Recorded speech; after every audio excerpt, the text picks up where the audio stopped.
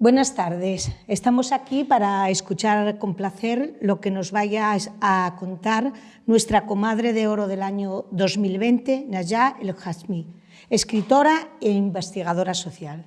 Decíamos en el acta, cuando la reconocimos comadre de oro, que desde su óptica feminista manifiesta a través de sus escritos la crucial importancia de alcanzar la igualdad entre los sexos en todas las culturas. El título de la conferencia de hoy es Islam y mujeres, la encrucijada. Y para presentarlo hemos escogido a una integrante de la tertulia feminista Les Comadres que se llama Covadonga Blanco González y es profesora de filosofía. En el año 2019 publicó en la revista de Filosofía Icasia un artículo sobre la emancipación de las mujeres saharauis y actualmente está preparando su tesis doctoral sobre la identidad del pueblo saharaui. Os dejo con Covadonga, ella os presentará a Najat mucho mejor que yo, más extensa y esperemos que nos guste a todas. Hola, buenas tardes. En primer lugar, quiero dar las gracias a la tertulia feminista Les Comadres y al Instituto Asturiano de la Mujer por hacer posibles estas conferencias y por haberme escogido para presentar a Najat El-Hashmi, con la que comparto ideas feministas y el interés y la preocupación por la situación de las mujeres con raíces musulmanas. También me gustaría aprovechar para enviar un recuerdo a las mujeres saharauis con las que llevo tantos años comprometida y al pueblo saharaui que están viviendo ahora un momento muy difícil a causa del prolongado conflicto territorial y de la guerra recientemente iniciada con el ejército marroquí. Bueno, estoy segura de que todas las que me escucháis ya habéis oído hablar de la escritora y feminista Najat El-Hashmi. Ella se definió como catalana en su primer libro de 2004, Yo también soy catalana, y es una mujer con raíces dentro de la cultura magrebí, amasí o berebere, pero que ha crecido como persona y como escritora en España y en Cataluña.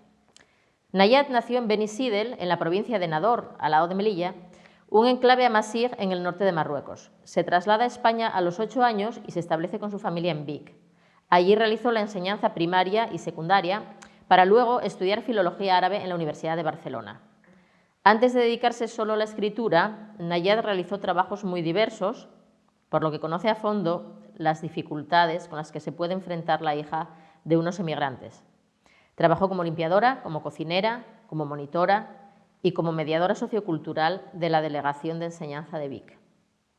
Después colaboró con varias publicaciones, como por ejemplo el Periódico de Cataluña, y últimamente inició su colaboración con el diario El País. Najat empezó a escribir muy pronto. Como ya dije, publicó Yo también soy catalana en el año 2004, seguido por El último patriarca en el año 2008, con el que ganó el premio Ramon Llull de novela. También en el año 2008 escribió el relato El hombre que nadaba, y publicó en el año 2011 La cazadora de cuerpos. Luego, en el año 2015, recibió un nuevo premio, el Premio Sant Joan de novela por La hija extranjera, y en el año 2018 publicó Madre de leche y miel. En sus libros, Najat El-Hashmi nos presenta a mujeres de cultura musulmana que luchan por salir adelante y dejar atrás las costumbres y las tradiciones que lastran la vida de las mujeres e impiden su independencia. El protagonista del último patriarca nos ofrece una descripción escalofriante de un personaje que, como hombre, asume con toda naturalidad un papel en el que da por descontado que tiene derecho a todo y que todo se le ha de perdonar. Frente a ello están las mujeres, que tienen, como siempre, muchas más obligaciones que derechos. Es una situación a la que se enfrenta la hija del patriarca, que, integrada ya en la nueva sociedad, aspira a una vida muy distinta a la de su madre. Precisamente, en La hija extranjera, vemos el difícil y doloroso camino que debe seguir una joven que intenta conciliar los dos mundos a los que siente que pertenece, pero le resulta demasiado doloroso separarse de su madre, a la que tanto admira, para poder independizarse y gobernar su propia vida. Siguiendo con sus libros, llegamos al último de ellos, que salió en septiembre del año 2019 en Ediciones Destino. Es el ensayo Siempre han hablado por nosotras, y en él analiza la situación actual de las mujeres de cultura musulmana en Europa. Hace ya algunos años, desde principios de los años 90, estamos viendo aparecer en Europa una multitud de mujeres jóvenes, procedentes como Najat, de países de cultura musulmana. Estas jóvenes parece que quieren ofrecer lo que ellas consideran una visión moderna, incluso liberadora, del Islam. Esta corriente es muy distinta del Islam tradicional, del Islam común practicado en Marruecos y en todos los países del Magreb. Este Islam que exhiben estas jóvenes es una corriente extremista, importada de otros lugares, y sin embargo, en los últimos tiempos es omnipresente en las redes sociales y en los medios de comunicación. Incluso se ha introducido ya dentro de la política.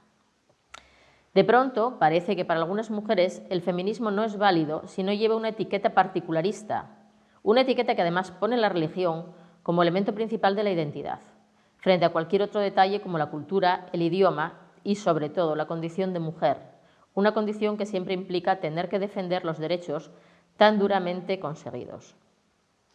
Cuando esta corriente integrista del Islam quiere infiltrarse en el feminismo, vemos claramente cómo está surgiendo un problema. Como feminista convencida, veo que el feminismo de verdad es un feminismo sin apellidos, una filosofía y una visión política totalmente universalista, una filosofía al servicio de todas las mujeres del mundo sin ninguna distinción. Y veo con preocupación una moda que amenaza con dividir y enfrentar a las mujeres, para imponer una corriente relativista, una moda que puede favorecer ciertos intereses políticos, pero que desde luego puede perjudicar mucho a las mujeres de a pie, a las mujeres que tratan de salir adelante y de reivindicar su individualidad y su autonomía como ciudadanas. Nayat El-Hachimi puede explicar esto con el conocimiento de quien ha vivido el problema de la identidad en primera persona. Por eso ahora le cedo la palabra a Nayat El-Hachimi. Hola, buenas tardes. Muchísimas gracias por invitarme a ser parte de esta tertulia feminista, les comadres, de Asturias. Es un placer para mí estar con vosotras. Gracias Covadonga, gracias Begoña. Y bueno, agradeceros otra vez también el Comadre de Oro, que me hizo muchísima ilusión y además me permitió compartir con vosotras ese jueves de comadres que yo bueno, no conocía, la verdad, la fiesta, y fue uno de mis últimos viajes antes de la situación actual y lo disfruté muchísimo. Espero volver otra vez y poder estar otra vez con todas vosotras. También me gustaría agradeceros que os intereséis por este tema en concreto, el de la situación de las mujeres musulmanas, de la mujer musulmana. Más que lo digo porque damos por sentado pues que ese interés por parte de las mujeres feministas va a estar siempre y no hay que darlo por sentado. No hay que darlo por sentado porque nos hemos encontrado en los últimos tiempos con una situación realmente bastante extraña, en la que la discriminación que nosotras hemos sufrido, las mujeres que hemos nacido en ese contexto, pues no solamente no se analiza y se denuncia, sino que por ciertos sectores de la izquierda, también incluso del feminismo y por distintos agentes, últimamente nos encontramos con que o bien se es indiferente ante lo que vivimos las mujeres musulmanas, ante nuestro sufrimiento, o bien incluso se llega a negar, hablando, por ejemplo, de que todos aquellos elementos conocidos de sobras sobre la misoginia en el Islam, pues vendrían a ser tópicos y construcciones estereotipadas. Por lo tanto, lo que se hace con ese tipo de discursos es negar la realidad de las mujeres musulmanas, negar el sufrimiento de las mujeres musulmanas, ¿no? Entonces, como ya digo, en los últimos tiempos nos hemos encontrado con esas actitudes que para mí resultan tremendamente extrañas, la indiferencia a veces e incluso esa negación en nombre de no sé qué otros asuntos, ¿no? Relacionados con la diversidad o con la inclusión, etcétera, ¿no? Entonces, os agradezco especialmente que incluyáis dentro de lo que es la lucha feminista, también la lucha que estamos realizando las mujeres que tenemos esa procedencia, ¿no? Voy a intentar hablar de esta encrucijada en la que estamos viviendo a día de hoy. Voy a hablar sobre todo de lo que les pasa a las mujeres musulmanas en España, aunque tengo que hacer referencia por fuerza pues, a lo que ocurre en otros países, pero yo no estoy hablando de lo que pasa en Irán, ni estoy hablando de lo que pasa en Arabia Saudí. Estoy hablando de lo que está pasando en Barcelona, de lo que está pasando en Melilla, de lo que está pasando en Madrid y de lo que está pasando en nuestro contexto. Yo creo que extrapolable también a lo que ocurre en la mayoría de los países occidentales en los que hay inmigración de origen musulmán. Y es un tema complejo, es una realidad compleja que está atravesada por muchos ejes y bueno, voy a intentar resumirlos en el tiempo que tengo, ¿no?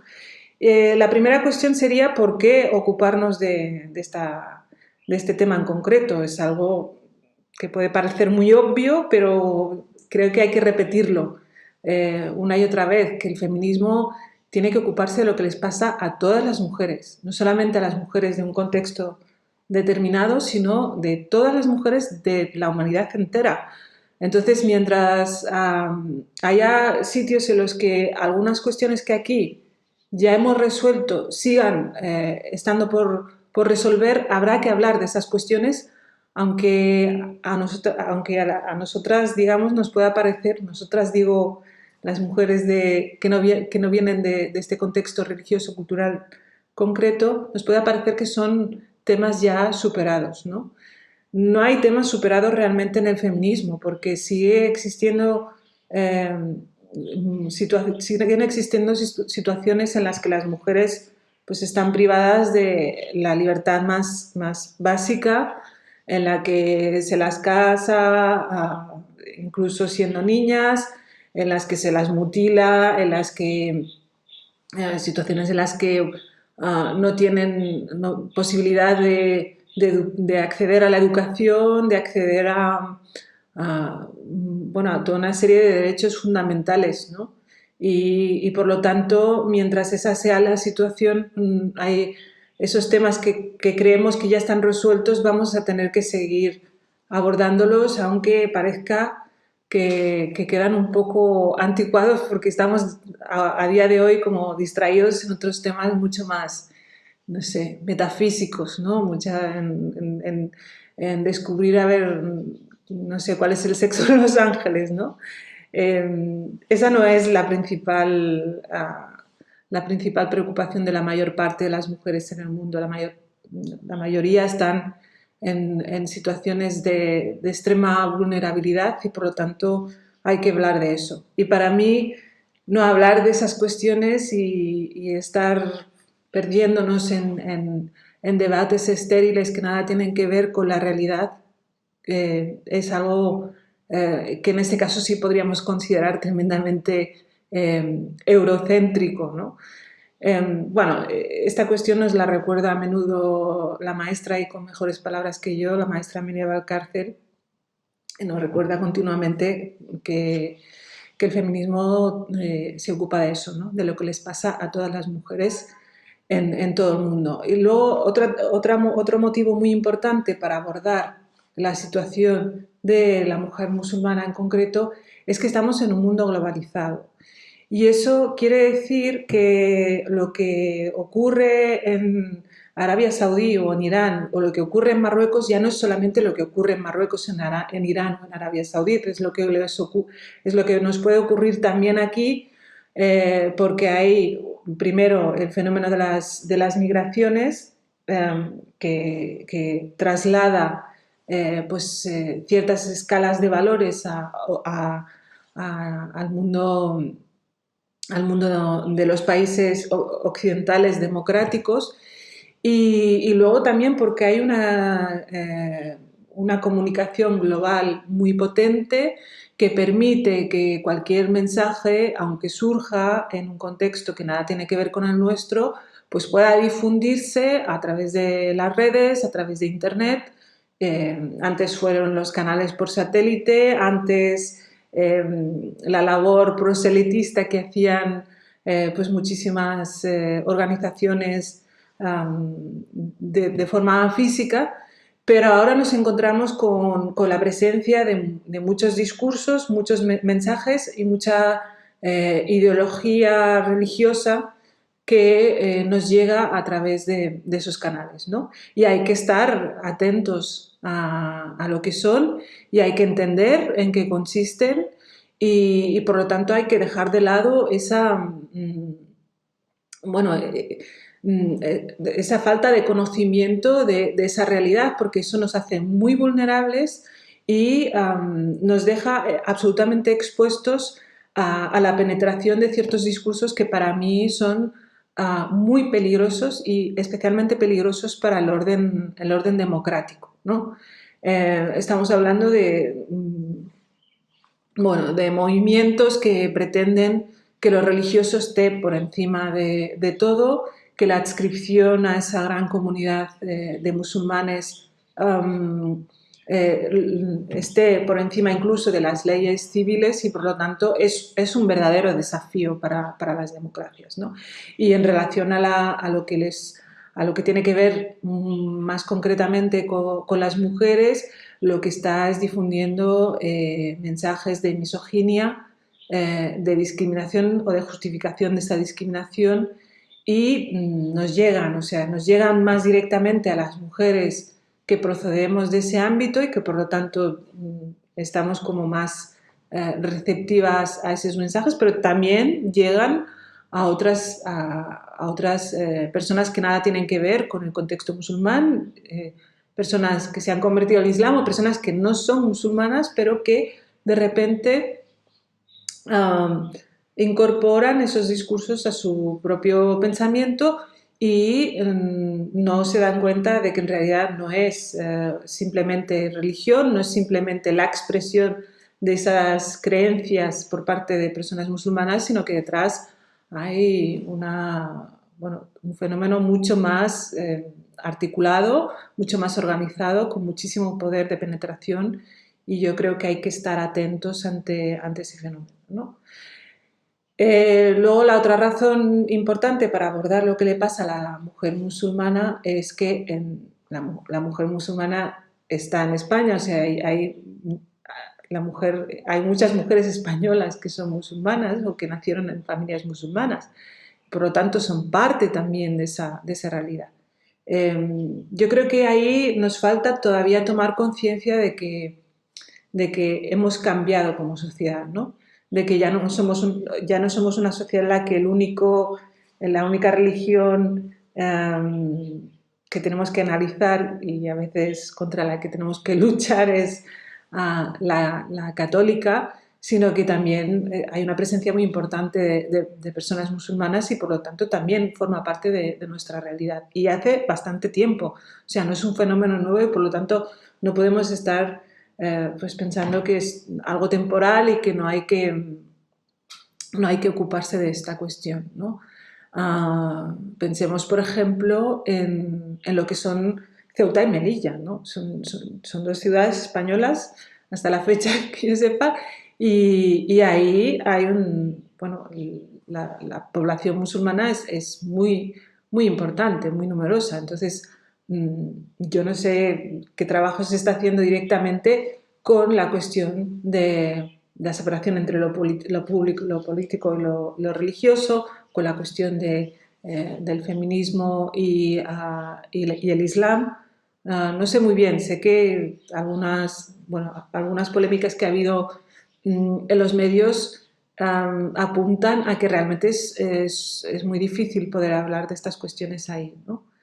Pero aparte de Ceuta y Melilla es que hay muchísimas personas con nacionalidad española que proceden de este contexto y por lo tanto forma parte de nuestra realidad, ¿no?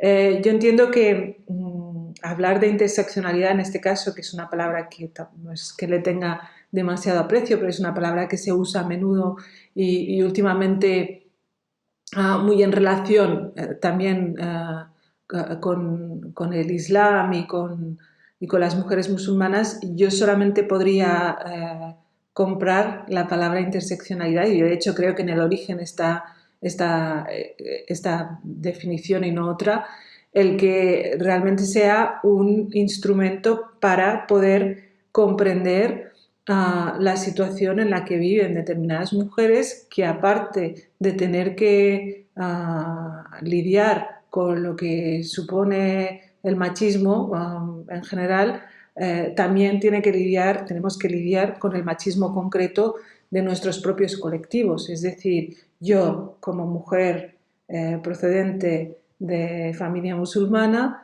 pues en mi día a día tengo que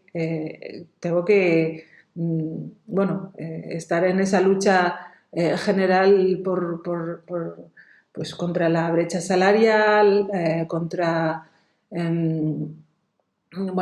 todos esos elementos de los que se ocupa siempre el feminismo, contra el acoso, contra la violación, a favor de la libertad, a favor de la igualdad de oportunidades, etc. Pero además me veo obligada a tener que hacer frente a lo que me viene dado por mi familia, por mi colectivo de procedencia, que tampoco, bueno, son términos un poco, a mí siempre me cuesta manejarlos porque me parece que no son muy exactos, ¿no?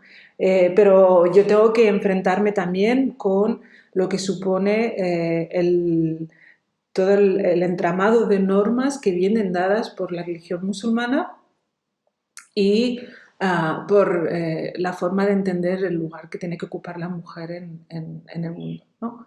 Entonces, para mí eso es interseccionalidad, ¿no? Ocuparnos de los distintos machismos que nos afectan, que al fin y al cabo es el mismo machismo, pero tiene simplemente distintas formas de expresarse. O sea, el patriarcado es el mismo en todas partes. De hecho, se parece muchísimo y creo que se van copiando, las distintas tradiciones se van copiando las unas a las otras en cuanto a esa discriminación, ¿no?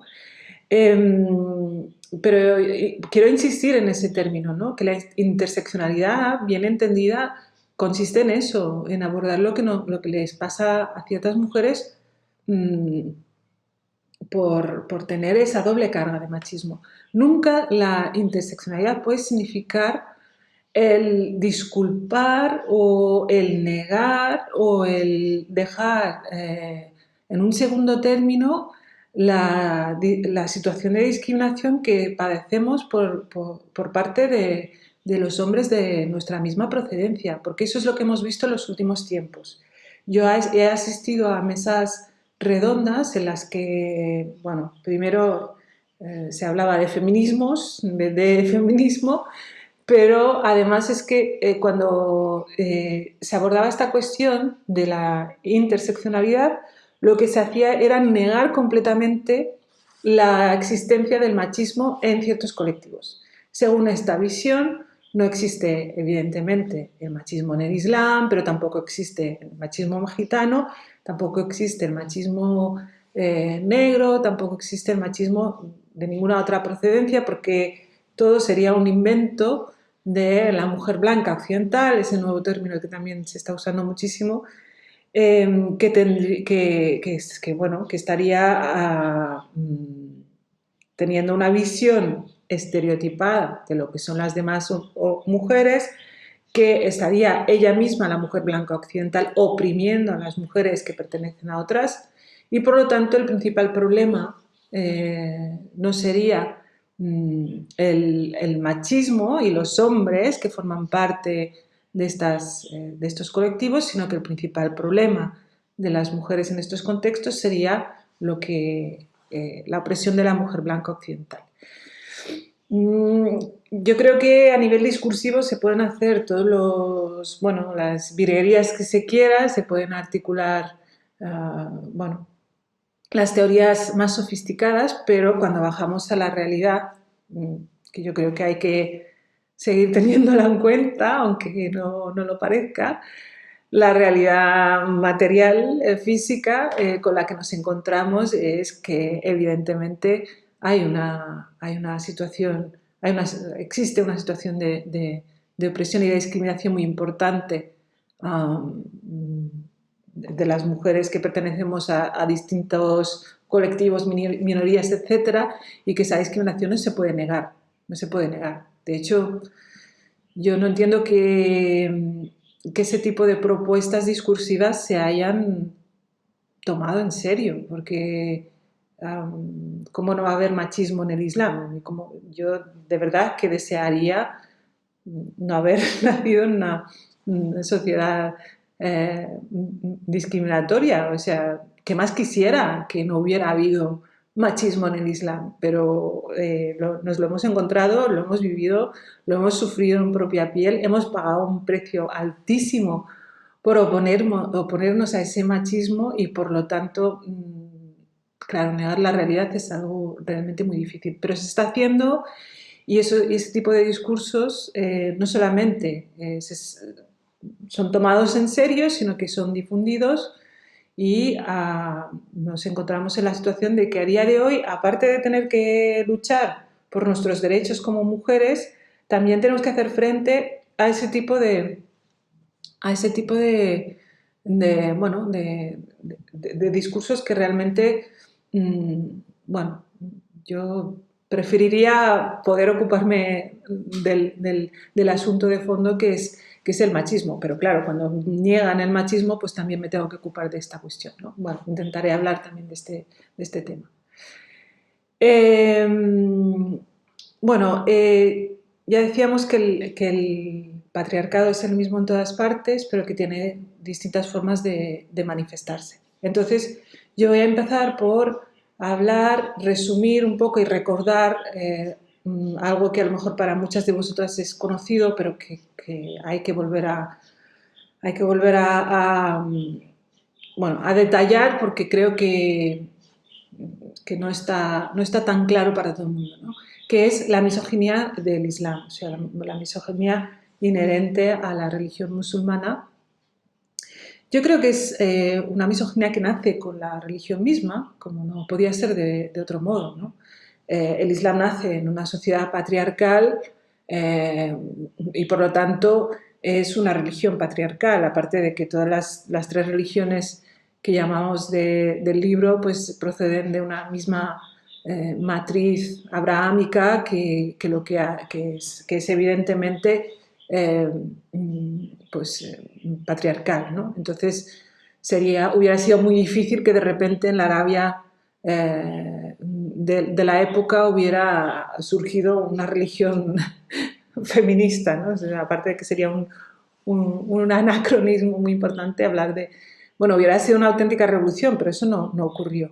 Se nos intenta convencer ahora desde algunas de estas propuestas que os decía peligrosísimas, sobre todo el fundamentalismo islamista y de otros agentes que tienen más interés en defender al Islam que en defender a las mujeres que lo sufren. Se nos intenta convencer de que en realidad antes del nacimiento del Islam las mujeres árabes de la península arábiga vivían mucho peor que las que vinieron después, algo muy difícil de comprobar porque tenemos muy pocos datos y muy pocas fuentes en realidad sobre la situación de las mujeres antes del Islam, ¿no? Y las fuentes que tenemos para poder entender lo que aportó el Islam pues son los propios textos religiosos. Entonces, yo creo que no se puede analizar una realidad histórica única y exclusivamente en base a los textos religiosos, porque los textos religiosos son textos de parte, ¿no? son de los creyentes y por lo tanto no se pueden tomar en serio y además siendo como son, pues por ejemplo el Corán, un libro que los musulmanes creen que realmente fue revelado por un ángel a Mahoma cuando estaba en la cueva de la montaña y que es realmente la palabra de Dios, ¿no? Entonces, yo creo que es bastante difícil, no sé, considerar seriamente ese texto desde la razón, ¿no? Para mí, por lo menos, lo del ángel, lo de Dios, pues me resulta poco verosímil, la verdad. Pero bueno, eso es la creencia particular de los musulmanes. Es lo que es. Entonces, vamos a recordar primero eso, que ese libro no es cualquier libro, el Corán es un texto sagrado que es considerado palabra de Dios mismo, ¿no? Entonces, ahí lo que contiene pues, es un mensaje importantísimo que está por encima de lo que pueda decir cualquier otra persona, evidentemente, ¿no? La mayoría de los países donde el Islam es oficial, los países musulmanes, donde no solamente la mayoría de las personas son musulmanas, sino que el Islam es parte del entramado político, lo que rige muchas de las leyes civiles está directamente ligado a la religión, ¿no? Solamente Turquía y Túnez son dos países que son los dos países que han llegado más lejos en cuanto a la separación entre lo político y lo religioso. Y bueno, el resto de países no son países laicos, evidentemente, ni mucho menos. Y incluso Marruecos, por ejemplo, que es un país donde el régimen no es Arabia Saudí, o sea, es un régimen en cuestiones religiosas, podríamos decir que un poco más relajado, bastante más relajado.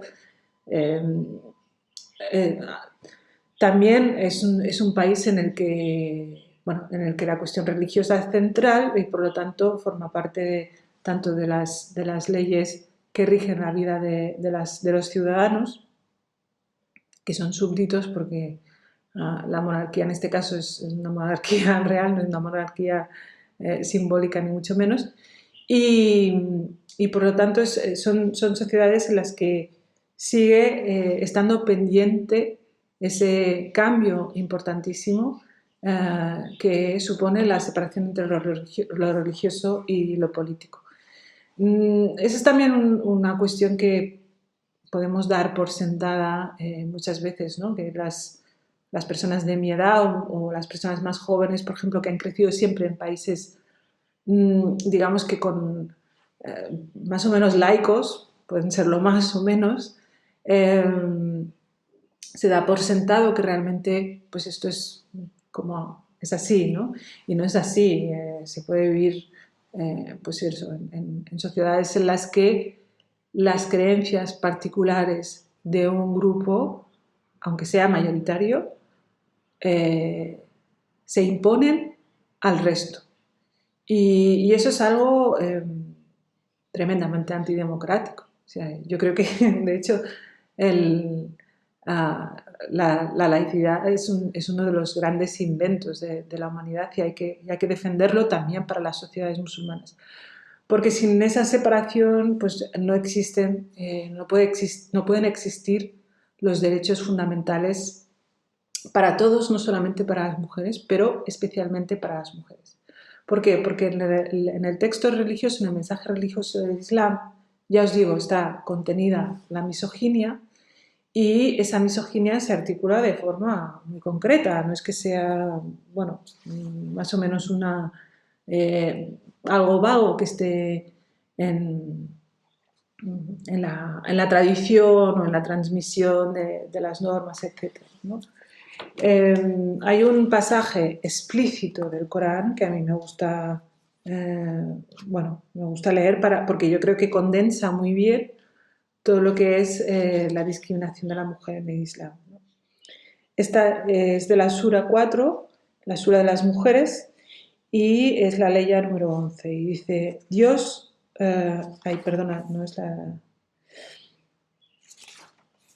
Perdonad, es la ley 34. Los hombres tienen autoridad sobre las mujeres en virtud de la preferencia que Dios ha dado a unos más que a otros, y de los bienes que gastan. Las mujeres virtuosas son devotas y cuidan en ausencia de sus maridos. Cuidando en ausencia de sus maridos significa que, bueno, que no les van a poner los cuernos ni ninguna de estas cosas. De lo que Dios manda que cuiden.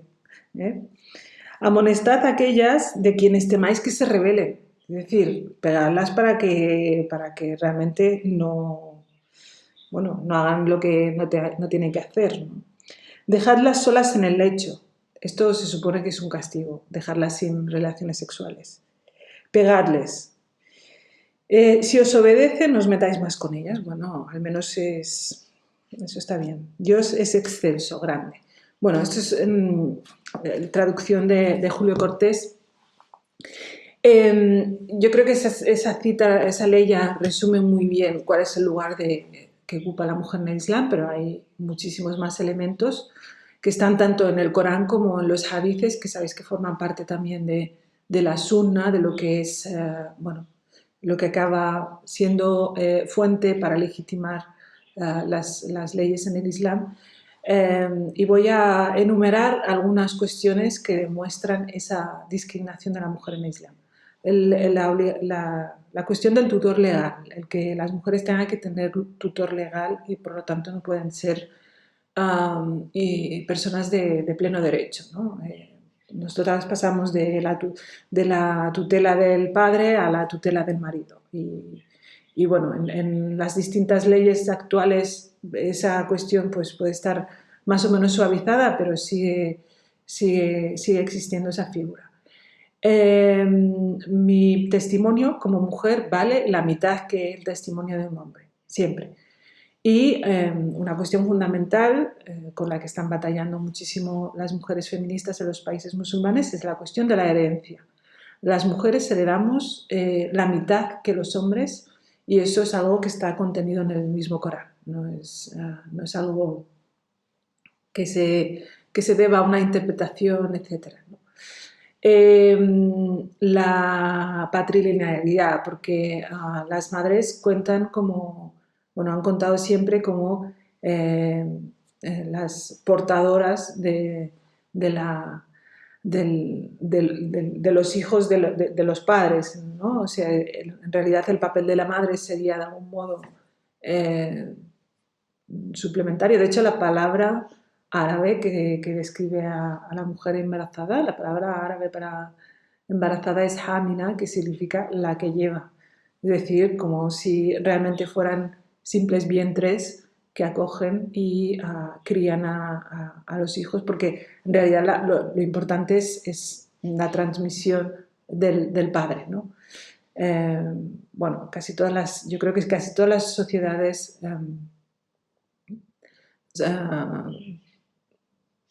patriarcales han sido patrilineales también. No me suena que haya una sociedad patriarcal que no sea patrilineal, ¿no?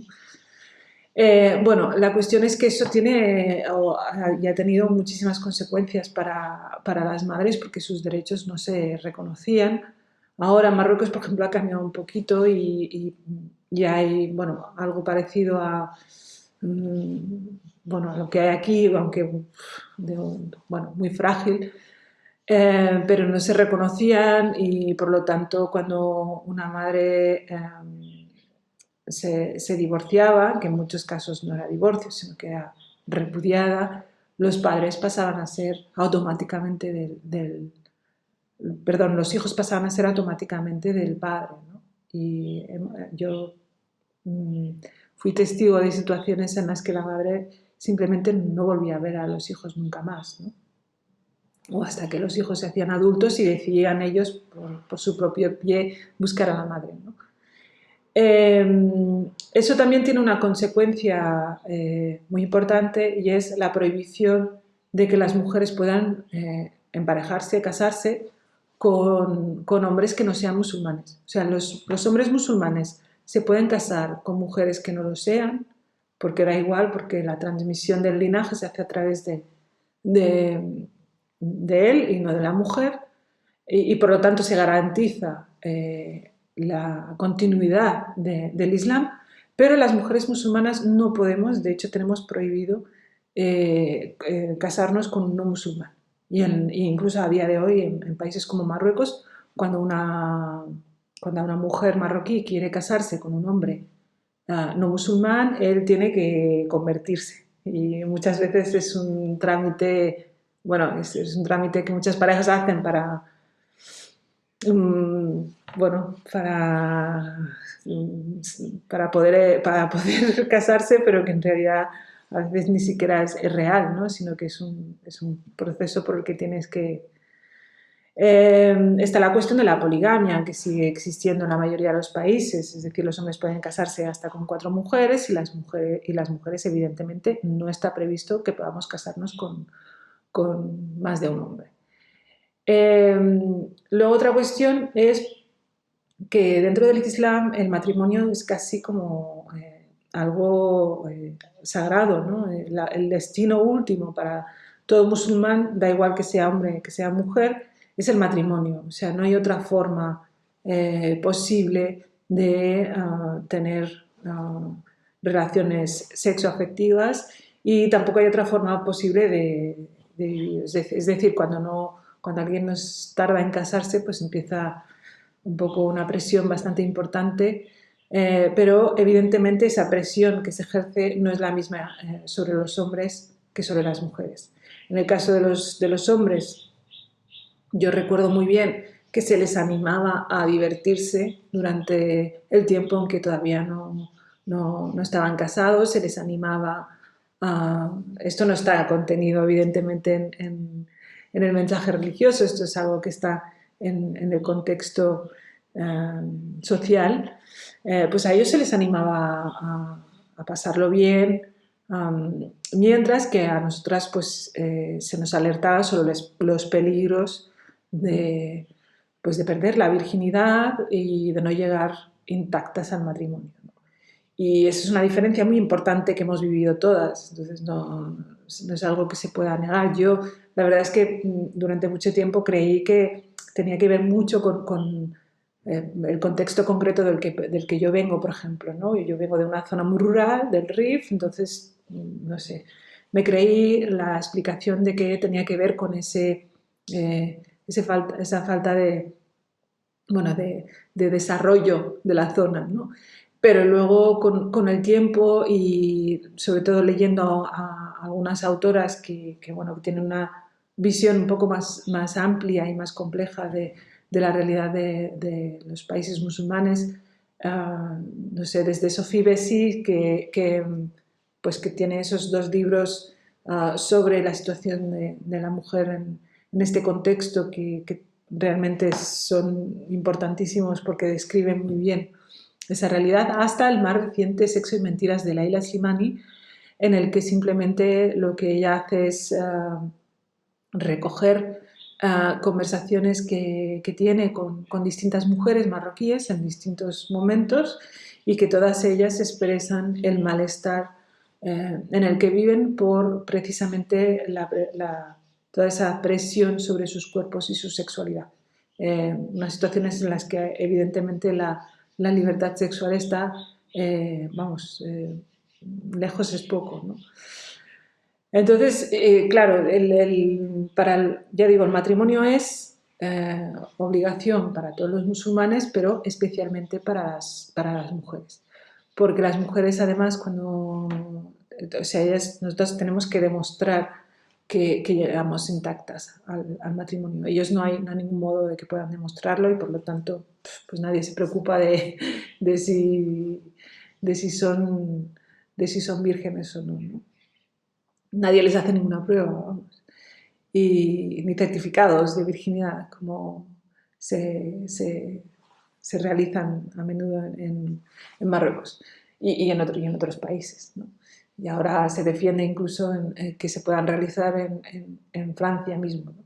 Bueno, la cuestión es que eso es yo creo que es una gran diferencia entre hombres y mujeres, pero además es que hay infinidad de mensajes desde el ámbito religioso que nos animan a las mujeres a ser esposas, buenas esposas y madres. O sea, también nuestro único destino en la vida posible es la maternidad. La maternidad es algo sagrado, ¿no? De hecho, hay un proverbio del profeta que siempre, cuando se quiere defender la situación de la mujer musulmana en el Islam, como el Islam, digamos que otorga derechos a la mujer musulmana y cómo la protege, etc., siempre se alude a este dicho del profeta, que es: el paraíso está bajo los pies de una madre, ¿no? Entonces, ahí ya con eso nos tenemos que dar por muy satisfechas como mujeres y pensar que nos están tratando como a reinas por el hecho de decir que, que las madres son lo más, ¿no? Otra cuestión fundamental que tiene que ver también con el contexto y con los textos es evidentemente la falta de libertad sexual.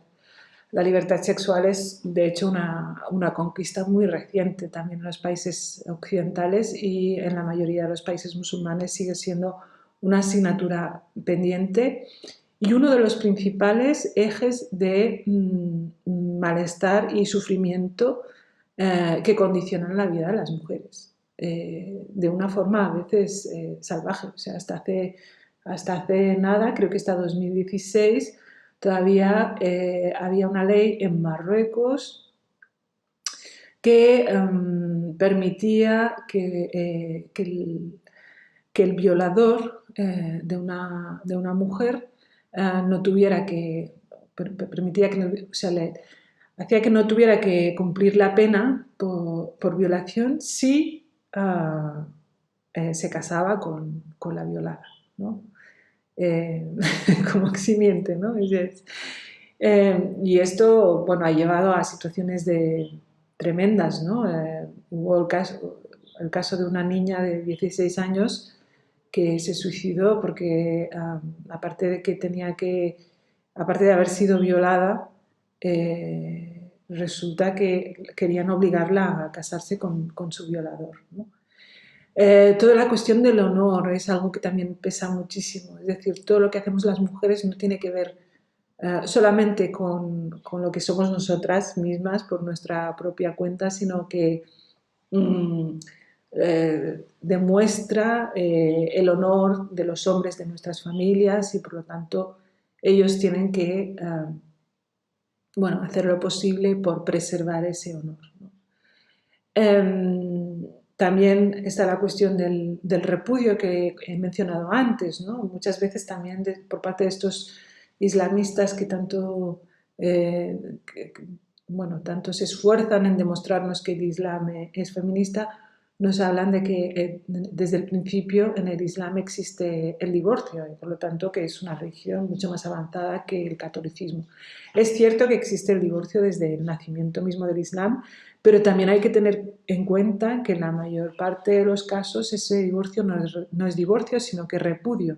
Y el repudio es algo que también existe y que es algo que es un instrumento de poder por parte de los hombres. Las mujeres no podemos repudiar a nuestros maridos, ¿no?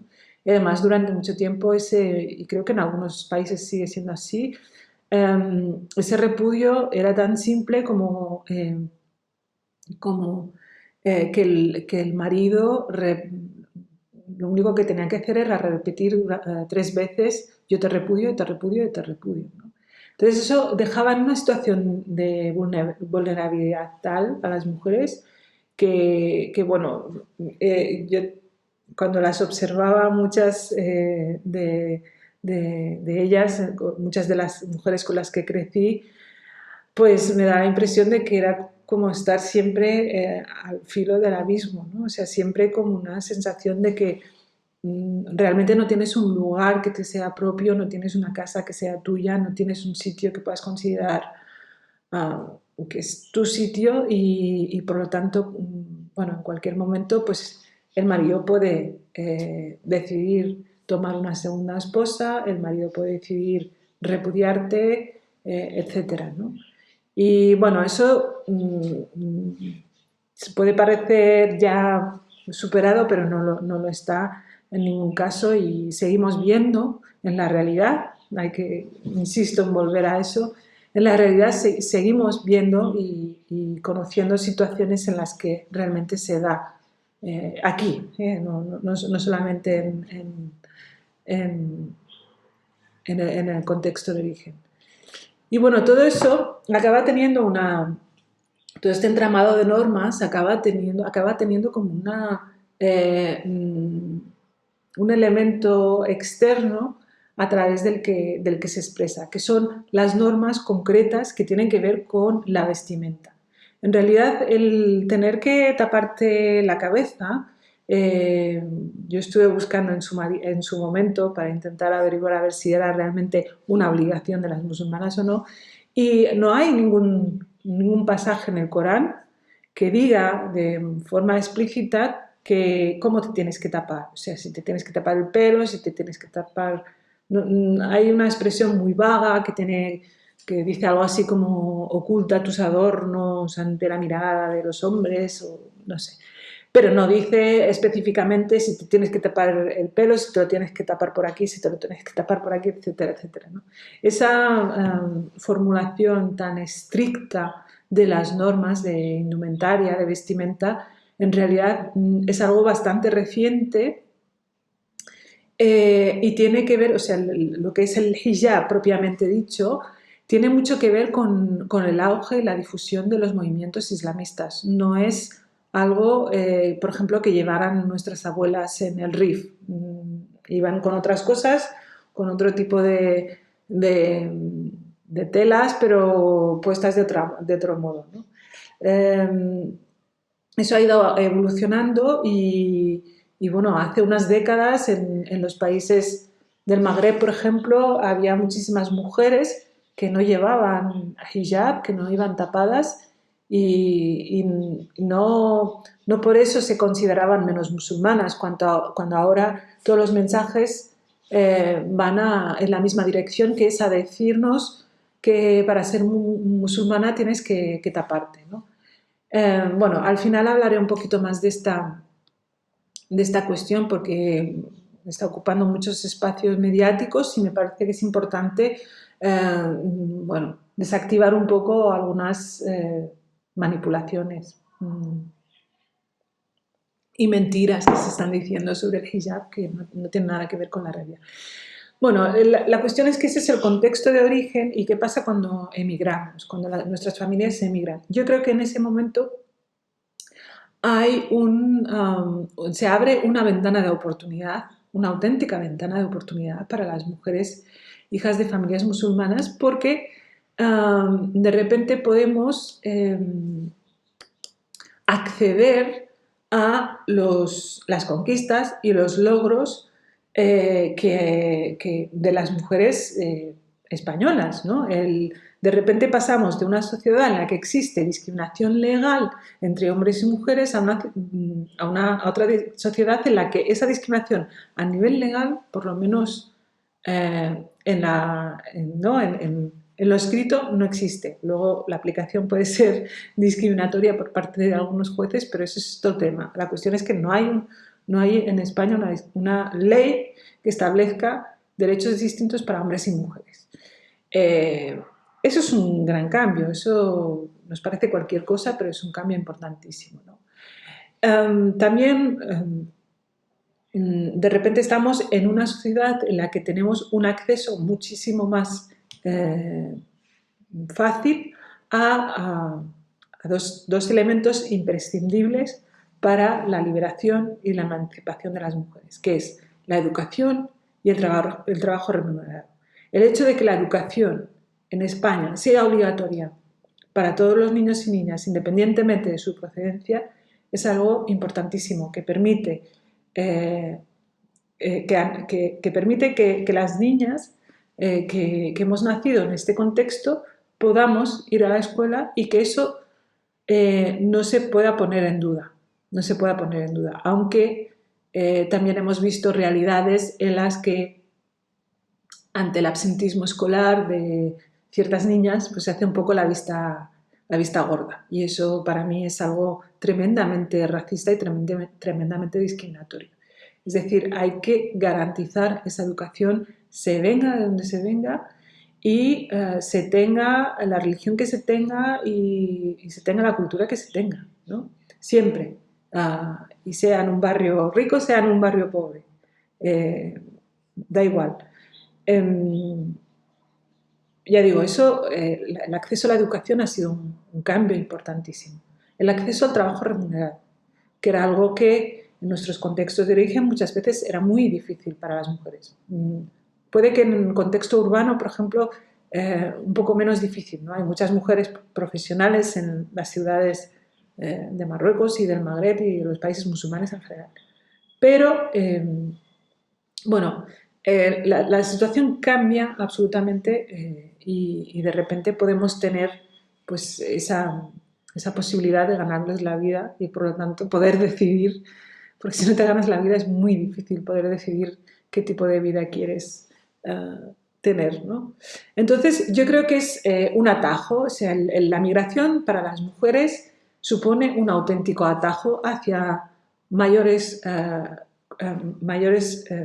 cuotas de igualdad y de libertad.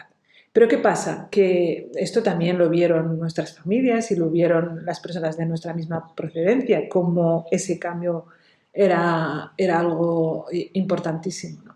Y desde muy pronto empezaron pues, a intentar establecer cortafuegos en ese atajo hacia la igualdad. Primero tuvimos una reacción por parte de nuestras familias que se tradujo en un mayor control sobre las hijas de la inmigración. Yo recuerdo que cuando era jovencita pues observaba cómo a mí se me sometía a una vigilancia mucho mayor que la vigilancia a la que estaban sometidas mis primas que vivían en Marruecos, ¿no? Y es porque, bueno, de repente empezó a correr la idea de que las que estábamos viviendo en esta sociedad tan abierta, tan libertina y tan, bueno, donde está permitido todo, pues podíamos salirnos muy fácilmente de lo que ellos llamaban el camino recto, ¿no? Y por lo tanto había que frenar bueno, había que frenar nuestras... entonces, eso fue digamos que algo que surgió de modo espontáneo en el contexto de nuestras familias, pero nuestras familias se encontraron muy pronto, mucho antes de lo que pueda parecer, con propuestas religiosas y políticas, porque yo creo que tiene un componente político muy importante, que de algún modo conseguían canalizar esa inquietud y esa preocupación por parte de nuestras familias y por lo tanto bueno, articulaban un discurso que conseguía contener esa reacción, porque fue una auténtica reacción por parte de nuestras familias, a los posibles cambios que nosotras estábamos viviendo, ¿no? Y es la propuesta del fundamentalismo islamista. El fundamentalismo islamista, que puede parecer algo bueno, relativamente reciente, en realidad tiene ya un largo recorrido, y lo curioso es que en España está presente desde muy pronto. O sea, no hacía muy poco que nosotros que estaban llegando las primeras familias procedentes de Marruecos, por ejemplo, a finales de los años 80, a principios de los 90, cuando ya nos encontrábamos con hombres, porque casi todos eran hombres, que se dedicaban a hacer difusión de sus mensajes fundamentalistas. En ese momento, evidentemente, no reconocimos que el fenómeno era ese, ¿no? No nos dimos cuenta de que no era simplemente Islam, sino que era otra cosa. Aunque veíamos que era algo distinto, pero pensábamos que simplemente era que nosotros, como musulmanes que habíamos nacido en ese contexto rural, alejado pues de los centros donde donde existía el conocimiento teológico necesario para ser buenos musulmanes, pues simplemente es que nosotros no teníamos suficiente conocimiento sobre lo que era el Islam y por eso pues nos habíamos desviado demasiado de la norma y estamos practicando como un Islam distorsionado, adulterado, que está corrompido incluso, llegan a decir los fundamentalistas, ¿no? Entonces nos encontramos con este fenómeno, ya digo, yo recuerdo que, no sé, a principios de los 90 ya empecé a conocer algunos personajes que, bueno, pues que transmitían este tipo de ideas, ¿no? Y de repente ya no bastaba con las prohibiciones y las normas que nos habían transmitido nuestras familias, sino que además había muchas más, ¿no? O sea, y había muchas prohibiciones que en nuestro contexto inmediato no existían, ¿no? Yo recuerdo, por ejemplo, la prohibición de la música, bueno, es algo que en el contexto del Magreb pues, está muy presente, etc. Entonces, quiero insistir un poco en esa distinción entre el Islam y el islamismo, que es algo que damos por sentado quienes conocemos esa realidad, pero hay que insistir en ello. O sea, el Islam y el islamismo no son la misma cosa. El Islam es la religión y el islamismo son toda una serie de movimientos religiosos, pero también ideológicos y políticos, que creen, primero, que las sociedades tienen que estar regidas enteramente por las normas islámicas. Entonces, ellos parten de la idea de que todos los problemas que tienen los países musulmanes se deben al hecho de que esos países se han alejado demasiado de lo que fue el Islam en el principio de los tiempos, ¿no? Además, bueno, alertan sobre el peligro que supone dejarse influenciar por las sociedades occidentales. Sí que el modelo de las sociedades occidentales no puede ser válido para las sociedades musulmanas, porque el Islam tiene que estar por encima de cualquier otra cosa, ¿no? Entonces, ya digo, este fenómeno tiene muchas ramas, tiene distintas organizaciones, etcétera. Están los Hermanos Musulmanes, por ejemplo, que son una organización pues, que se dedica a hacer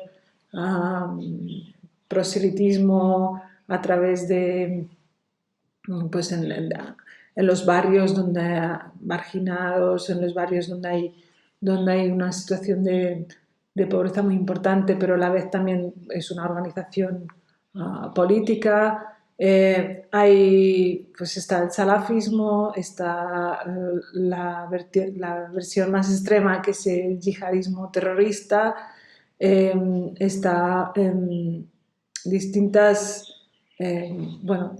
formas de fundamentalismo, algunas digamos que un poco más espirituales, pero bueno, yo creo que en el momento en el que sabemos que la raíz común a todos a todas estas propuestas es la idea de que la religión tiene que estar por encima de cualquier otro orden, ahí ya no podemos hablar de espiritualidad, estamos hablando de política en clave religiosa, en clave teocrática, ¿no? Entonces, al principio, detectar este tipo de mensajes y de propuestas podía ser, bueno, relativamente fácil, aunque ya os digo que en nuestro caso nos costó hacer esta distinción, pero bueno, podía ser relativamente fácil porque en su momento los predicadores del islamismo pues eran muy reconocibles, ¿no? Eran estos señores de barbas largas, vestidos de un modo, bueno, no sé, con un modo distinto de cómo vestían pues, los hombres de su misma edad.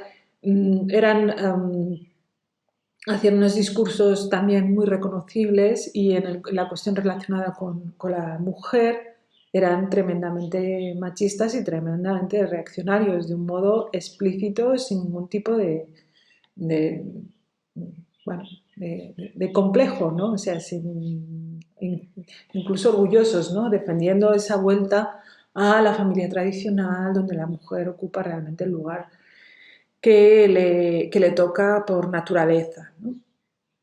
Bueno, eso evidentemente en las sociedades occidentales pues provoca bastante rechazo, ¿no? Os acordaréis muy bien de ese imán que, bueno, que se dedicaba a contar cómo había que pagar a las mujeres para no dejarles marca, ¿no?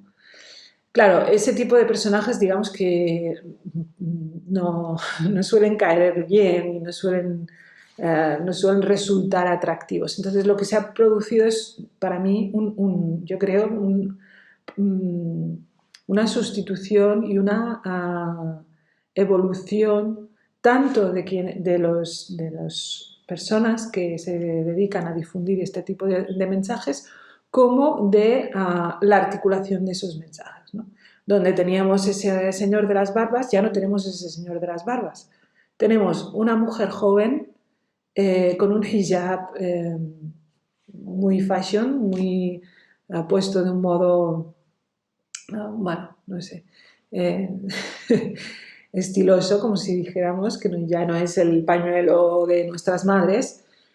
Mujeres jóvenes que además suelen tener una formación bastante importante, muchas de ellas son universitarias, dominan las redes sociales, dominan el lenguaje del presente y por lo tanto difunden a través de estos canales los mismos mensajes de siempre, de discriminación de la mujer, pero claro, no hablan de discriminación de la mujer, no dicen, es que hay que dejar a la mujer relegada en casa y nuestro único destino es la maternidad. Todo eso no lo dicen, evidentemente, porque saben que van a ser automáticamente rechazadas, ¿no? No, lo que se ha producido es una sofisticación de los discursos, con lo cual ahora, por ejemplo, una estrategia que se está usando para negar esa realidad de la mujer musulmana es atribuir a los traductores del Corán todo el contenido misógino discriminatorio que tiene, ¿no? Es decir, el Corán sería machista no porque en sí mismo sea machista, sino porque los traductores occidentales pues fueron tan perversos que decidieron ahí dar unas versiones mucho más patriarcales de lo que el Corán es en realidad. Luego está la propuesta la propuesta del todo el llamado feminismo islámico. Feminismo islámico hay que ponerlo entre comillas porque yo no creo que se pueda hablar de feminismo religioso. Es decir, esto insistía mucho Wasila Tanzali, a quien, bueno, cierta izquierda no la tiene muy en cuenta, la verdad, cuando es una voz muy importante y muy autorizada para hablar de estas cuestiones. Pero, o sea, ella decía, se puede ser musulmana y feminista, pero no se puede ser feminista islámica, porque el Islam es una propuesta machista y el feminismo es feminismo. Entonces, ¿cómo se hacen compatibles esas dos? Es verdaderamente un oxímoron, tal como decía ella, ¿no? Pero aún así pues como la teoría puede alejarse muchísimo de la realidad, pues se nos ha intentado convencer de que a través de una relectura y reinterpretación del Corán y de los hadices se puede llegar a una sociedad más igualitaria sin tener que romper con el Islam, que es la propuesta del feminismo islámico. Entonces, yo la verdad creo que es algo bastante difícil porque cómo se interpreta una ley como la que os leía al principio, ¿no? Cómo se interpreta que Dios haya decidido que los hombres estén por encima de las mujeres. ¿Qué interpretación puedo hacer yo de eso para llegar a la conclusión de que hombres y mujeres son iguales, ¿no? o qué interpretación puede hacer de, bueno, de todas esas normas que...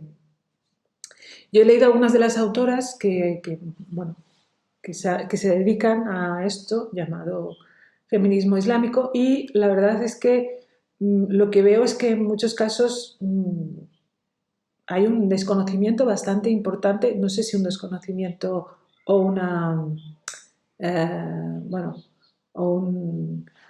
o que deliberadamente dejan de lado lo que es el feminismo, ¿no? Parece que hay que saber mucho de Islam y de religión, pero no hay que tener ni idea, no hace falta tener ni idea de lo que es el feminismo, ¿no?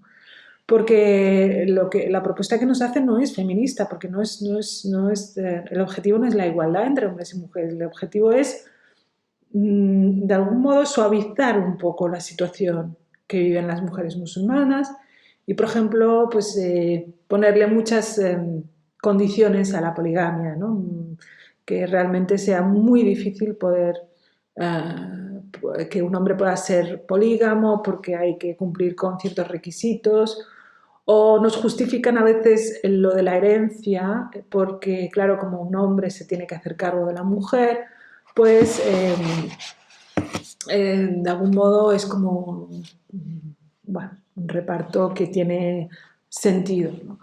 Y luego, de lo que no se ocupan nunca las llamadas feministas islámicas es de un eje importantísimo, ya os decía antes, ¿no? Es un eje de sufrimiento, vamos, fundamental en la situación que viven las mujeres musulmanas, que es la cuestión de la sexualidad, bueno, la sexualidad, los afectos y esa represión y esa presión sobre las mujeres, sus cuerpos y sus comportamientos en ese terreno, ¿no?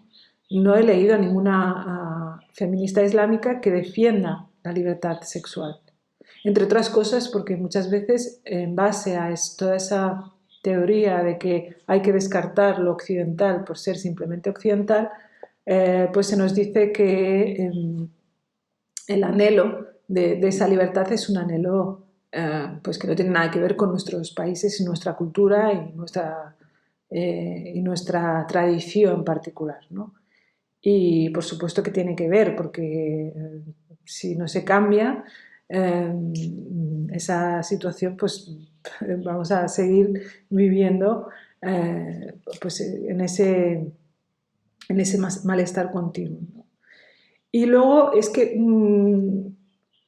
bueno, no quiero perder mucho tiempo en esto, pero la mayor parte de los discursos que se hacen desde esa propuesta del feminismo islámico son tremendamente manipuladores, mienten muchas veces, niegan la realidad, niegan la verdad incluso, y claro, como además ahora se dirigen a un público que desconoce esa realidad porque le es completamente ajena, yo creo que se aprovechan también de esa cuestión. Y luego, claro, nos hablan siempre de libertad de elección, de que el feminismo tiene que ver con que las mujeres puedan hacer lo que quieran. Y el feminismo no tiene que ver con que las mujeres puedan hacer lo que quieran, tiene que ver con que las estructuras sociales en las que vivimos no nos condicionen por el hecho de ser mujeres y con acabar con todas esas normas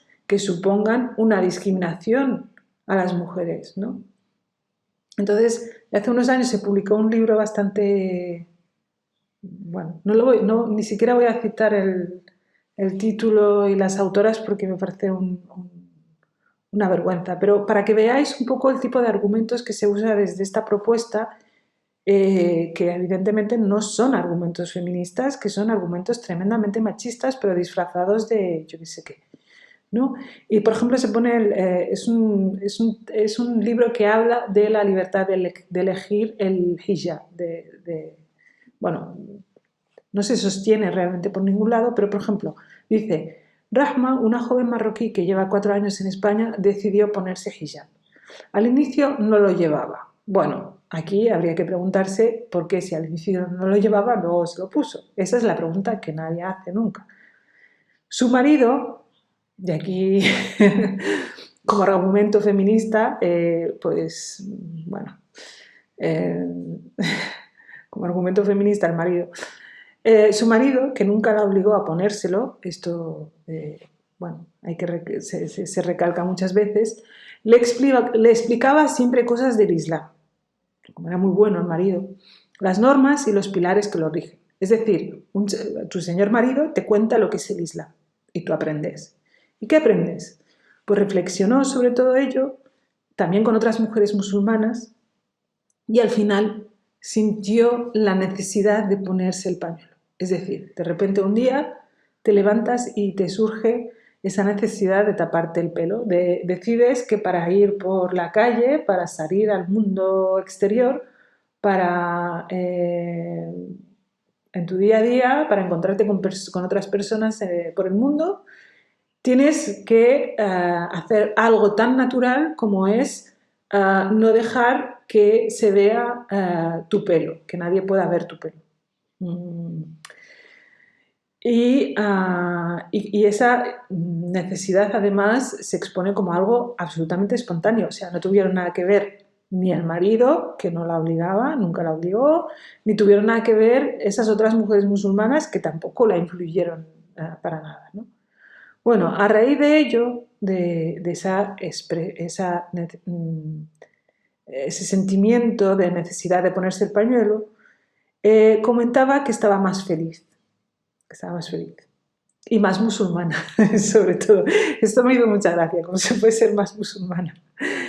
Que cuando no lo llevaba y que cada día quería saber más de su religión. A ver, esto es una muestra solamente del tipo de argumentos argumentos entre comillas, que se usa por parte de estas propuestas. Evidentemente a nadie le surge de repente esa necesidad de ponerte algo que no te has puesto nunca, ni de tener que taparte. Y lo que tampoco se puede dejar de lado es el significado último que tiene esa obligación de taparte, ¿no?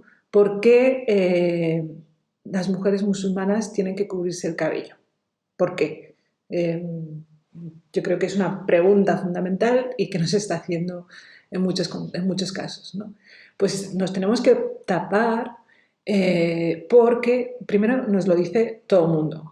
O sea, nos lo dice el marido, nos lo dice el padre, nos lo dice el imán de la mezquita, nos lo dice el predicador que sale por la parabólica, ahora nos lo dice también la joven hijabista en TikTok, ya no es Instagram, ya están en TikTok, y nos lo dice todo el mundo. Entonces, bueno, libertad de elección ahí va a haber poca, porque si algo te lo está transmitiendo todo el mundo, pues...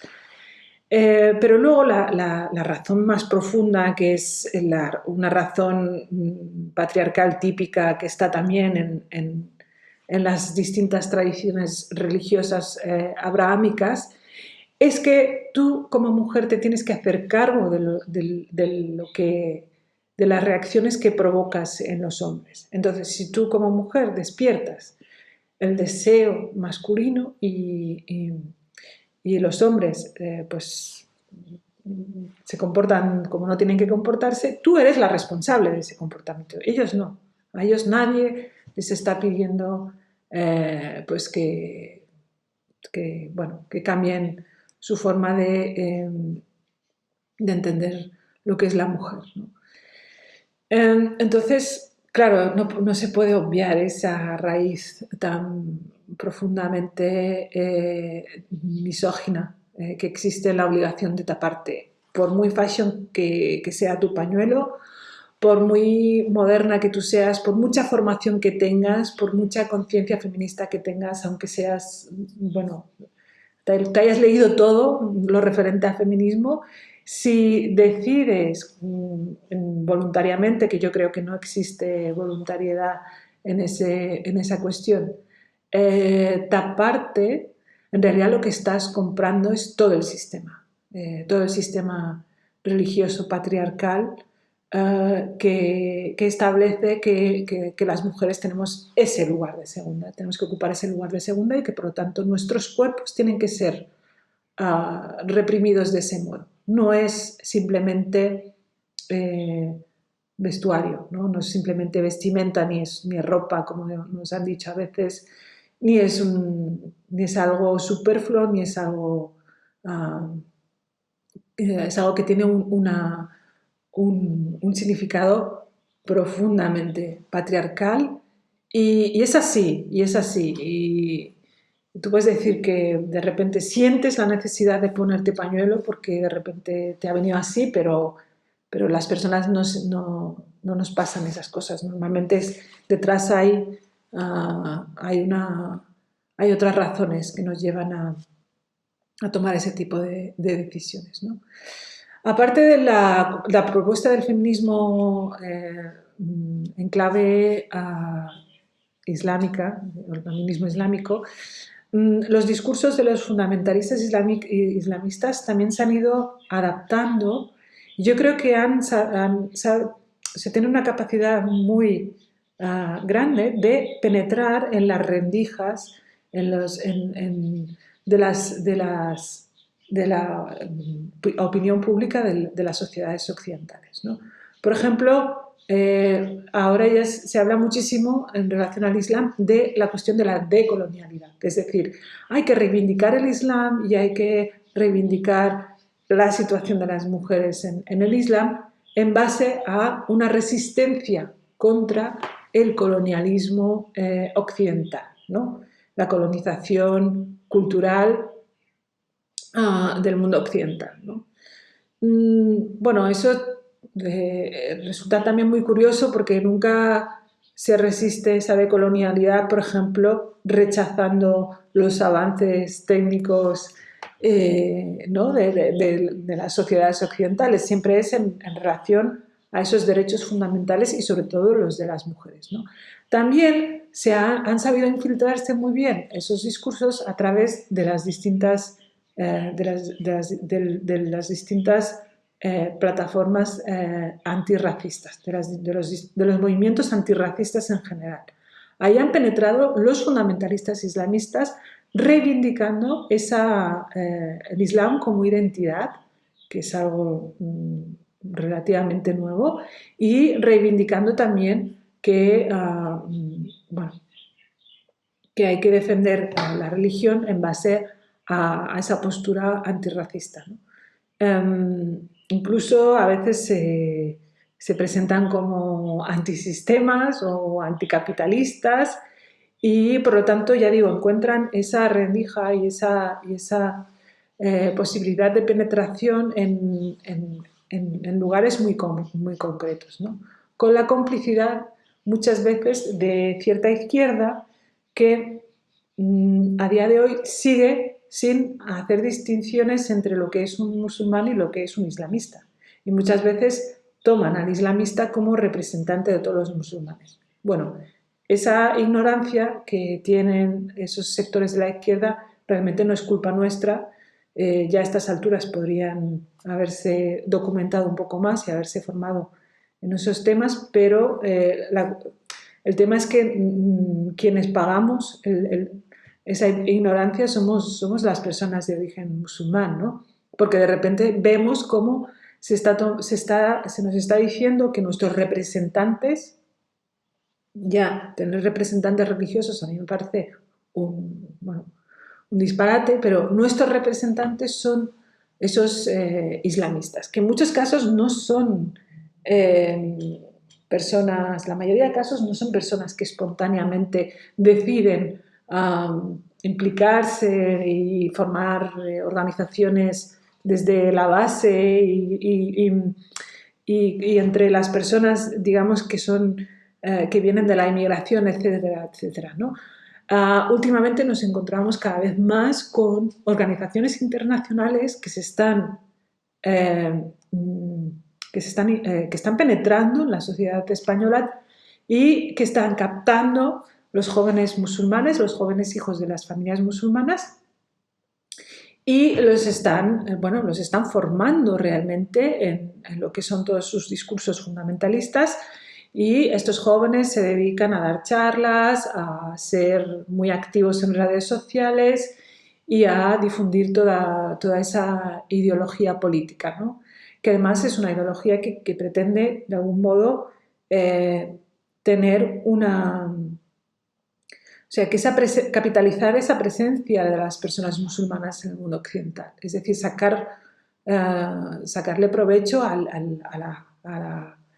los ciudadanos europeos que tienen como religión el Islam. En muchos casos esas organizaciones, ya digo, son organizaciones internacionales, ahora ya no se presentan como organizaciones religiosas, muchas veces se presentan como organizaciones humanitarias, pero cuando analizamos un poco tanto los discursos como, por ejemplo, las imágenes que difunden, etcétera, junto a las de niños que pasan hambre en el tercer mundo y niños en Gaza, etcétera, siempre encontramos fotografías de niñas absolutamente tapadas, niñas, no mujeres, absolutamente tapadas con el Corán, etcétera. Y son, en muchos casos, yo creo, organizaciones pantallas de los hermanos musulmanes, ¿no? Y esos son los que en muchos casos se están tomando como representativos de la llamada comunidad musulmana, que es un invento político también que no existe, ¿no? Entonces, ¿qué papel tiene la cierta izquierda? Por suerte no toda la izquierda, pero esa izquierda relativista en todo esto, ¿no? Yo creo que ese sector de la izquierda se está equivocando muchísimo, porque por un lado creo que está actuando de forma, o sea, está reaccionando a los postulados de la extrema derecha. Si la extrema derecha es xenófoba, es racista y rechaza el Islam, este sector de la izquierda decide que lo que tiene que hacer es todo lo contrario, es incorporar el Islam y, por lo tanto, defenderlo, ¿no? Y lo que no se dan cuenta no se dan cuenta o no quieren darse cuenta, porque yo creo que ya a estas alturas, bueno, venimos, somos muchas las que venimos hablando y escribiendo y diciendo y bueno, intentando que se entienda esta realidad, de lo que no se dan cuenta es que a quienes incorporan a sus filas muchas veces son el equivalente de la extrema derecha en los países musulmanes. Es decir, los partidos fundamentalistas en los países musulmanes o son tremendamente conservadores y reaccionarios o son extrema derecha directamente, ¿no? Entonces, por ejemplo, hemos tenido casos en los que se ha llegado a subvencionar a personas que son de partidos islamistas en los países de origen, desde ayuntamientos de aquí, o sea, no desde, no sé, organizaciones religiosas, ¿no? Hemos visto cómo algunas de las personas que representan todos estos movimientos fundamentalistas están dando charlas en instituciones públicas, en ayuntamientos, están penetrando en la academia y ya hay universidades en las que se tiene que hablar pues sí o sí yo qué sé, de islamofobia de género y de cosas por el estilo, se tiene que negar la discriminación que sufrimos las mujeres musulmanas, etc., ¿no? Entonces, ahí esa izquierda relativista se está equivocando mucho y además está traicionando a la izquierda, la izquierda laica de los países musulmanes, que bastante tiene con la lucha que tiene que llevar a cabo en estos países, como para que encima pues se la ignore desde aquí, ¿no? Esta izquierda también tiene un problema, yo creo que de base, y es que no quiere o se niega o no lo ha hecho por lo menos hasta ahora, a incorporar los discursos en los debates públicos, los debates que se están produciendo en el seno de las sociedades musulmanas mismas, ¿no? Es decir, el debate entre la religión y islamismo, qué lugar tiene que ocupar la religión en la sociedad, etcétera, las voces críticas, las voces disidentes, esa izquierda no las está no las está incorporando a sus discursos, solamente incorpora el discurso precisamente, o sea, la propuesta de los sectores más reaccionarios, más conservadores de las sociedades musulmanas, ¿no? Y aunque sea de un modo, digamos que positivo, también está construyendo otro estereotipo de mujer musulmana. Es decir, está definiendo cómo es la mujer musulmana. Y evidentemente la mujer musulmana que describe pues es esa mujer tapada siempre, que reivindica el Islam, etcétera, etcétera, ¿no? Entonces, al final, lo que acaban haciendo es, para no estigmatizar al colectivo, para no estigmatizar al conjunto de los musulmanes, lo que hacen es negar la discriminación y el sufrimiento de las mujeres musulmanas. Y esto, para mí, acaba siendo en realidad un modo de sacrificar a las mujeres en nombre de la inclusión y de la diversidad. Bueno, esto también es algo que comparten con ciertos sectores del antirracismo. Dentro del antirracismo hay algunas propuestas que, como os decía antes, defienden que el Islam hay que reivindicarlo como elemento identitario, que, por ejemplo, nos dicen, se han inventado ese término que es el de la islamofobia de género, que básicamente creo que es un término que sirve para tapar completamente la situación de discriminación de las mujeres musulmanas por el hecho de ser mujeres musulmanas. Es decir, hemos desplazado el foco en los últimos años del debate, y antes, donde hablábamos sobre la matriz y la raíz patriarcal de nuestra religión, nuestras sociedades, nuestra cultura de origen, hemos pasado a hablar de por qué esa señora en el autobús me pregunta que por qué llevo pañuelo. Y eso se nos dice que es equivalente. Es decir, que una señora te pregunte por qué llevas pañuelo resulta tan discriminatorio, tan opresor, tan violento como el que pues te casen siendo niña, te obliguen a casarte con quien no quieras, te impidan el acceso a la educación, te impidan el acceso al trabajo, te digan que te obligan desde pequeña a ocuparte de tareas que tus hermanos no se tienen que ocupar, etcétera, etcétera. O sea, todo ese gran corpus de normas de discriminación que hemos descrito equivalen exactamente lo mismo, o sea, tienen exactamente la misma, digamos, el mismo peso sobre las mujeres musulmanas que el que te discriminen por el hecho de llevar pañuelo. Y creo que eso ha sido algo que se ha difundido muchísimo y que se ha comprado con toda normalidad, y vamos a ver cómo va a ser lo mismo que te digan que porque llevas pañuelo a que te casen siendo niña. A ver, ¿cómo va a ser? O sea, es imposible. Además es un insulto a todas las mujeres que han sufrido y que siguen sufriendo ese patriarcado islámico. Entonces, pero bueno, el término ha tenido mucho éxito, se sigue difundiendo, se han hecho muchísimas charlas, muchísimos artículos en los que, bueno, se nos viene a convencer de eso, de que nuestro principal problema no es el patriarcado, no es el machismo, nuestro principal problema es que a la gente no le guste que llevemos pañuelo. Y claro,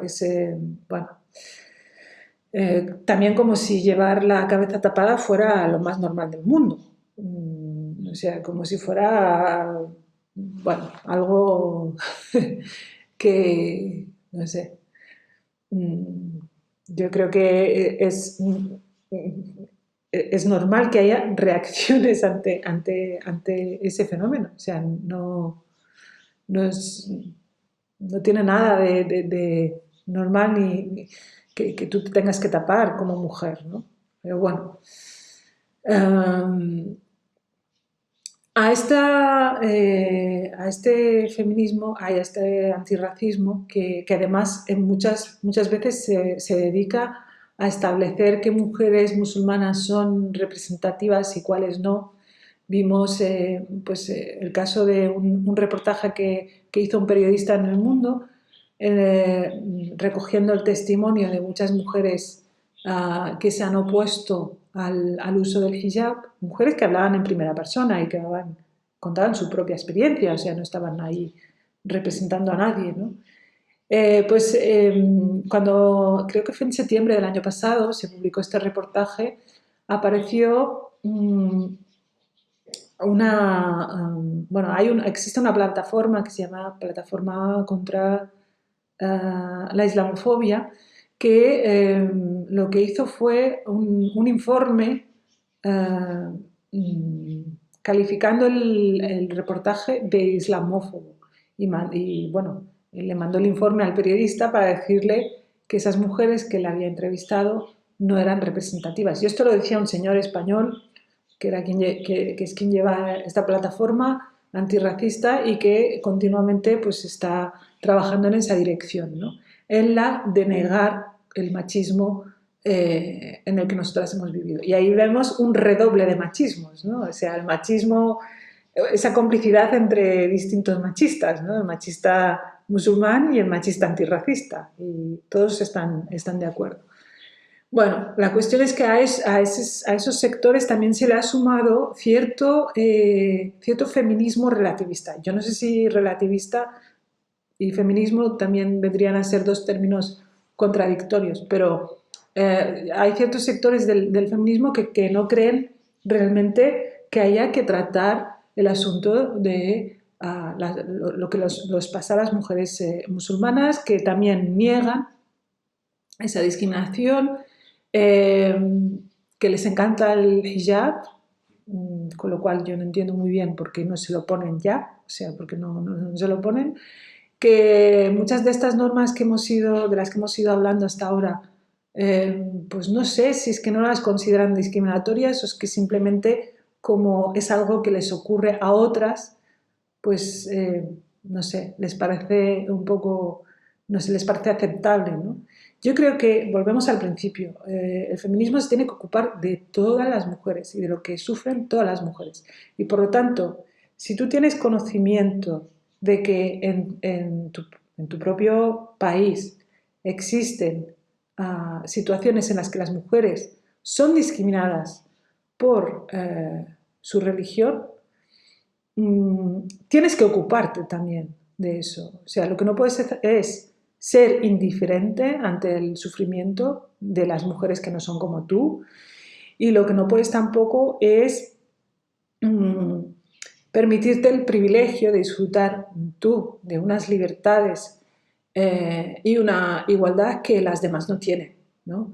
Entonces yo ahí creo que esa actitud relativista en cuanto a los derechos de niñas y mujeres que pertenecen a ciertos colectivos, creo que esa actitud es tremendamente racista. Es decir, ¿por qué puedes aceptar que exista, por ejemplo, el matrimonio forzado, el matrimonio infantil, que exista la obligación de llegar vírgenes a la noche de bodas, o que exista la poligamia, o que exista toda esa falta de libertades? Pues yo creo que sí, puedes aceptarlo para otras mujeres, incluso defenderlo, incluso negarlo, incluso justificarlo. En realidad estás siendo tremendamente racista. Estás siendo tremendamente racista. Porque lo que no quieras para ti, no puedes defenderlo para otras, ¿no? Y bueno, básicamente sería este un poco el resumen de la situación que estamos viviendo las mujeres musulmanas con toda esta complejidad. Yo creo que hay un dato para mí esperanzador, y es que hace unos años éramos más bien poquitas las que nos expresábamos públicamente en contra de todo esto, y aunque las estructuras han ido sofisticándose y cada vez resulta más difícil de desactivarlas, también veo cómo bueno, van surgiendo más y más mujeres que, bueno, que también están denunciando lo mismo, ¿no?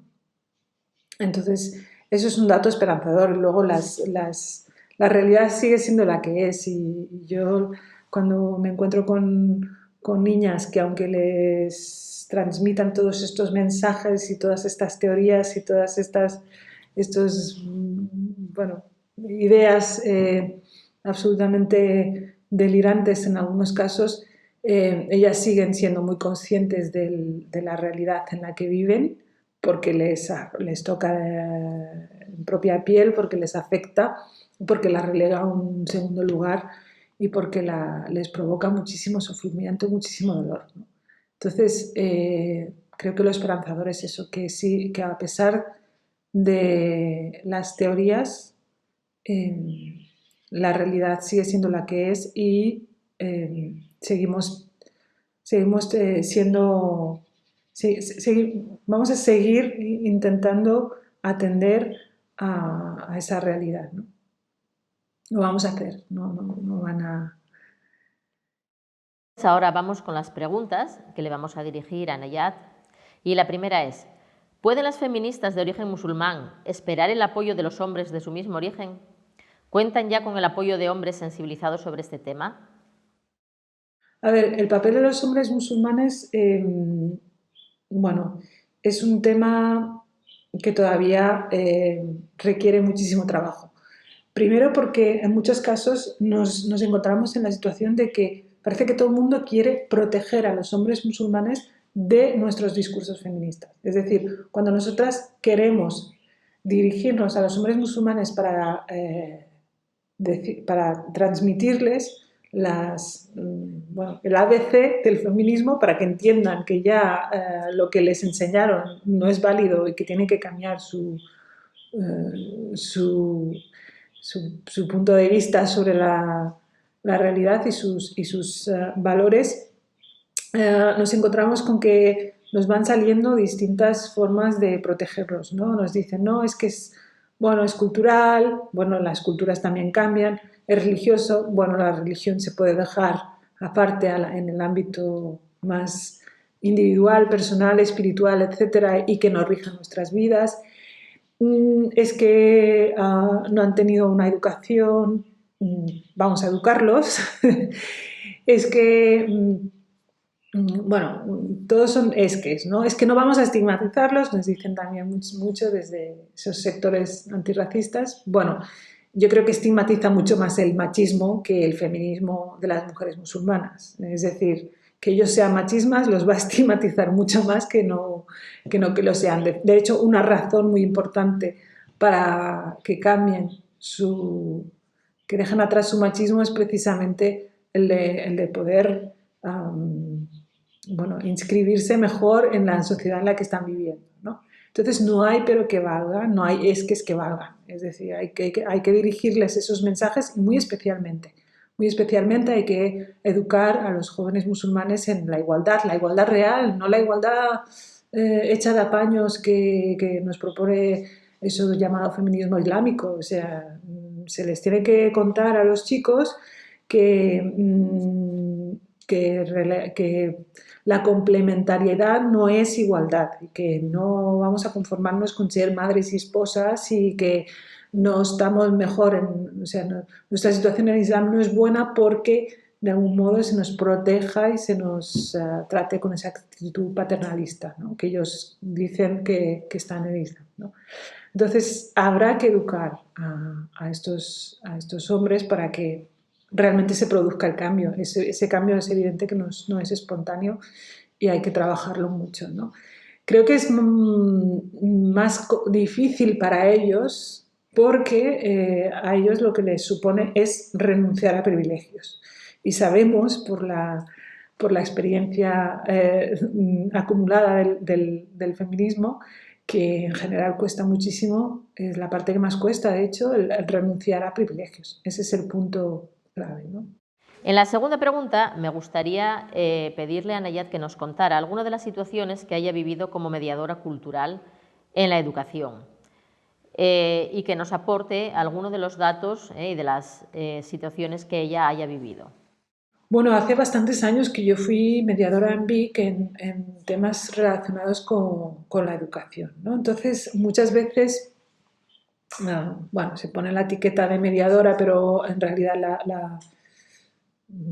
la tarea mía consistía un poco en hacer de puente entre las escuelas y las familias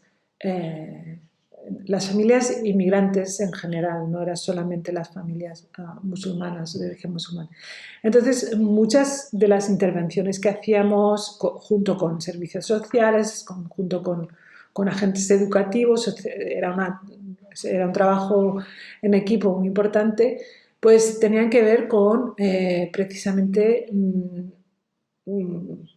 bueno, convencer a las familias para que no,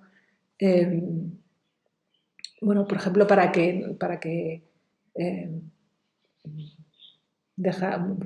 situaciones en las que había absentismo escolar de niñas, porque las niñas se tenían que quedar a cuidar de los hermanos o lo que fuera, pues actuar para convencer a la familia, no, o sea, para dejarles claro que eso no era algo que pudiera estar ocurriendo, ¿no? Yo creo que hay muchos instrumentos para poder realmente actuar en esos contextos, ¿no? Pues a veces también había temas, bueno, muy, muy recurrentes, como la asistencia a las actividades fuera de lo que son solamente las actividades lectivas, excursiones, etcétera, la natación, ¿no? Este tipo de... Y bueno, lo que me demostró esa experiencia es que si hay una voluntad por parte por parte de las instituciones de actuar en esa realidad, se pueden cambiar muchas cosas. El problema que tenemos ahora mismo es que realmente se está siendo muy indiferente ante lo que viven las niñas musulmanas en las escuelas. Por ejemplo, pues no se, bueno, no se actúa muchas veces, ¿no? Yo tengo la percepción, no tengo datos porque no me dedico a hacer este tipo de trabajo, pero bueno, creo que es muy importante que a nivel institucional se apoye realmente la igualdad entre los niños y niñas, de todas las niñas y niños, ¿no? En tercer lugar, quería saber, ¿qué les pedirías a las profesoras y profesores que tienen en sus clases a niños y niñas procedentes de países de cultura musulmana? Por ejemplo, en el asunto del velo, ¿cuál debería ser la postura más adecuada del profesorado y de los directores de los colegios y de los institutos en este tema? Bueno, este es un claro ejemplo de lo que os decía antes, cuando hay una apuesta decidida por parte de los gobiernos, de las administraciones en favor de la igualdad, se pueden cambiar muchas cosas, pero cuando no es muy complicado. Entonces, yo creo que la actitud de los profesores y las profesoras es muy importante porque realmente tienen un margen para actuar, pero si su trabajo no está apoyado por instancias superiores, es que se van a ver absolutamente desprotegidas ante ciertos fenómenos, ¿no? Pondríamos el ejemplo del hijab en las escuelas. El hijab en las escuelas yo creo que tendría que estar absolutamente prohibido, porque no tiene ningún sentido que una niña vaya con esa marca, con ese estigma desde muy pequeña a un espacio en el que se supone que estamos promoviendo precisamente valores de igualdad, ¿no? Entonces, creo que tendría que estar prohibido por ley, o sea, no se puede, o sea, no se puede ser tan tibio en esa cuestión, ¿no? Porque además esa marca, ese estigma, te va a durar para toda la vida. Y luego esas niñas a las que obligaron a ir al colegio con pañuelo desde muy pequeñitas, el día de mañana nos van a decir que escogieron libremente y que lo sintieron así, ¿no? Entonces yo ahí creo que en España todavía no se ha hecho una apuesta decidida en esa dirección, más bien lo contrario, se ha optado por la indiferencia y por dejar que en cada lugar pues cada cual haga lo que le parezca, y a mí me parece que eso va a ser muy difícil para los profesores porque, claro, digamos que la actuación tiene que estar avalada por instancias que vayan más allá de la sensibilidad individual de cada cual, ¿no? Más allá del velo, yo creo que es importantísimo que dentro que a través de la educación podamos transmitir algo que no está en nuestros contextos de origen y que no está en nuestros países de origen, que es precisamente la cultura democrática. La cultura democrática no se transmite de forma espontánea tampoco, ¿no? Entonces, cultura democrática quiere decir separación entre lo público y lo religioso, quiere decir entre lo político y lo religioso, diversidad bien entendida, inclusión bien entendida y unos valores fundamentales de las democracias que no pueden ser puestos en duda ni en base a la diversidad ni en base a la inclusión, ¿no? Y respeto por las creencias y las opiniones de los demás, porque eso lo hemos visto mucho en relación a los otros, sea en relación a los musulmanes, por ejemplo, hay que respetar a los musulmanes, pero ¿quién va a educar a los hijos de las familias musulmanas en el respeto a las opiniones distintas sobre la propia religión? Por ejemplo, el respeto hacia las personas no creyentes dentro del contexto musulmán. Eso no se está enseñando en ningún lado. El respeto a la libertad de todos y especialmente la libertad de las mujeres, que no siga vigente esa escalada de valores que juzga de forma muy severa el comportamiento de las mujeres, pero no el comportamiento de los hombres. No sé. Yo creo que dependiendo del contexto, porque es verdad que también el alumnado y las familias pues son también muy diversas entre ellas, aunque procedan del mismo país, pues dependiendo de eso, yo creo que hay que ir insistiendo en una dirección u otra. Es decir, cuando el alumnado no tiene clara la idea misma de lo que es la democracia, habrá que educarle en esa dirección, ¿no? Tanto musulmanes como no musulmanes, por otro lado. Y para terminar, sabemos que hay algunas corrientes que quieren salvar lo que ellas creen, lo que las mujeres musulmanas creen que tiene de progresista el Corán. Pues sabemos que hay distintas versiones del Corán. Estas mujeres, que se declaran feministas musulmanas, piden derechos para las mujeres musulmanas, por ejemplo, en lo relacionado con el matrimonio, con el divorcio, con la custodia de los hijos, y quieren conciliar las libertades democráticas con lo que ellas creen que es un Islam tolerante y favorable a la mujer. ¿Crees que esta corriente puede favorecer a las mujeres y que puede resultarles útil seguirla en lugar o quizá como paso previo a unirse al feminismo clásico? Gracias. Bueno, lo he hablado un poco cuando he hablado del feminismo islámico. Yo creo que es una propuesta que es un apaño, o sea, no es una solución a la situación de la mujer y además deja fuera a muchísimas mujeres. Yo entiendo que como creyente, pues una mujer tenga la necesidad de encontrar, no sé, mensajes positivos en su propia religión. Pero es que lo que no podemos dejar es que esa religión sea la que vertebre todas las normas que rijan la vida social de países enteros. O sea, eso es lo que no puede ser.